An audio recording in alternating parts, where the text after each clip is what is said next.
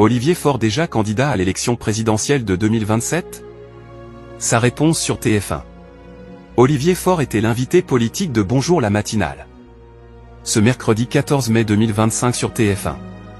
Le secrétaire général du Parti socialiste représentera-t-il la gauche au présidentiel 2027? Suspense.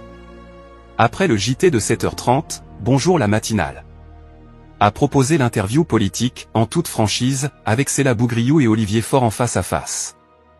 Le patron du Parti socialiste a commenté la prestation d'Emmanuel Macron la veille sur TF1 et ses ambitions présidentielles pour 2027. D'abord interrogé sur le président de la République, Olivier Faure a longuement soupiré avant de répondre, le sentiment d'un président venu commenter sa propre impuissance.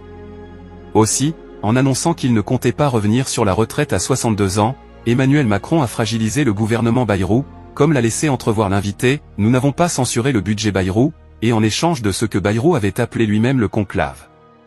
Si la Parlement n'avait pas le dernier mot, comme il s'y était engagé, j'appellerai à ce que ce gouvernement soit censuré. Olivier Faure juge sa possible candidature loufoque.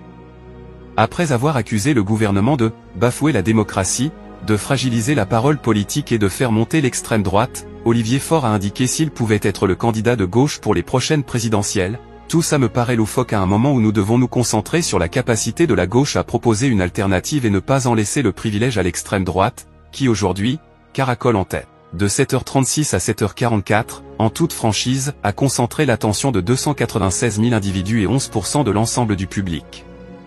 Une belle performance pour le rendez-vous politique.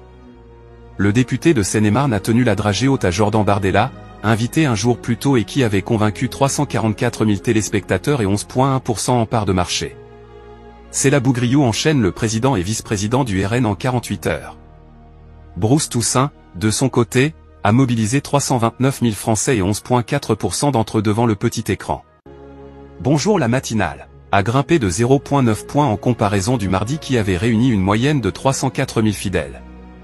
Ce jeudi 15 mai, Sébastien Chenu, vice-président du Rassemblement national, a répondu aux questions de Céla Bougriou.